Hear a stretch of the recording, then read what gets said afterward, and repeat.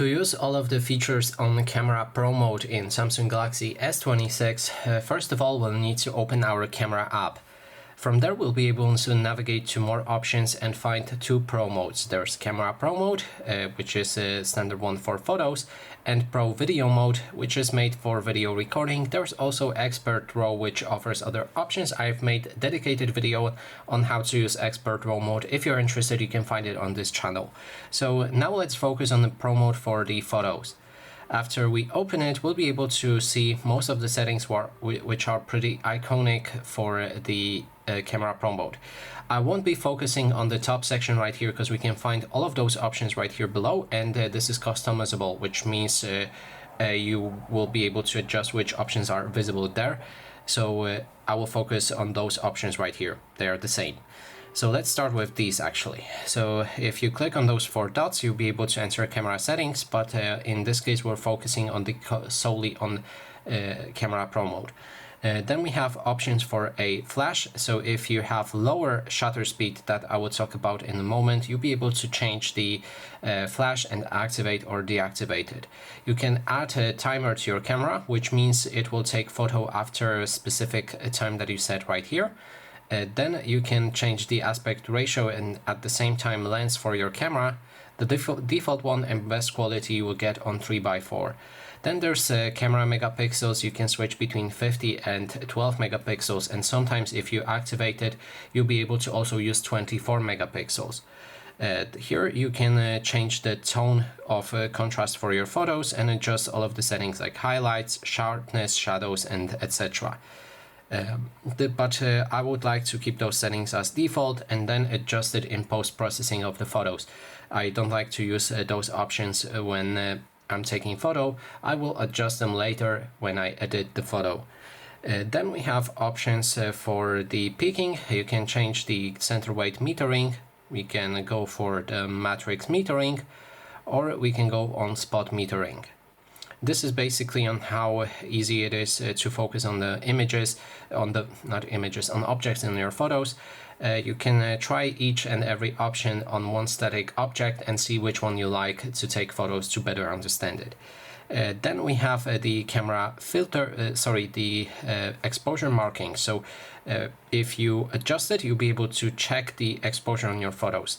And currently, if we change our shutter speed to something lower, as you can see, those zebra lines are gone because it marks the exposure on our photos. If there's too much light, if in one spot, it will make a zebra for it.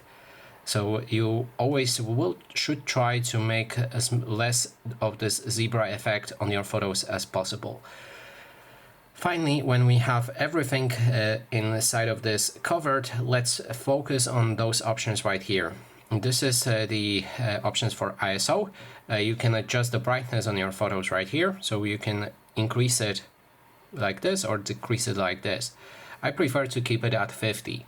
Then there's the shutter speed, and to compensate for lower ISO, I always adjust the shutter speed higher. So what it does, it basically allows your camera lens to be opened and catch light from the outside. That way your photos will be much brighter, but at the same time your camera shutter will remain open for the specified time that you choose right here.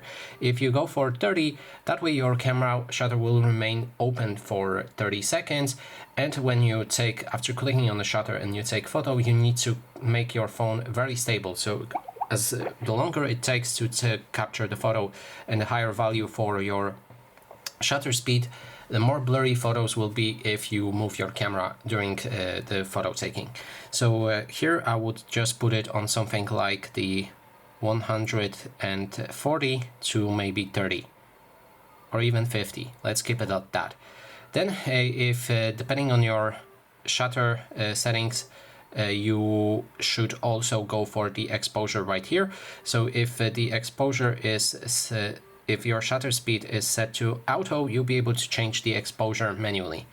It is also a brightness, so you can modify it if you like. I prefer to just keep it at a manual for my shutter speed and then adjust it manually. Then there's the autofocus. Sorry, I clicked on white balance. There's the actual focus, you can adjust autofocus options by clicking on the button right here and then choose the multi or center focus. Then clicking on a specific thing on the image will adjust the focus for it. We also have white balance, which allows you to change the tone on your photos to more of the yellowish or bluish tones. So let's change it like this to the bluish tones, or we can move it to the right to add more of the reddish tones. And in this case, I would recommend to put it on auto if you don't know what you're doing. You can also adjust the tint. And lastly, we can change the lens for our camera for ultra wide images in 0.6 camera. And we can also go for wide, which is just 1.0.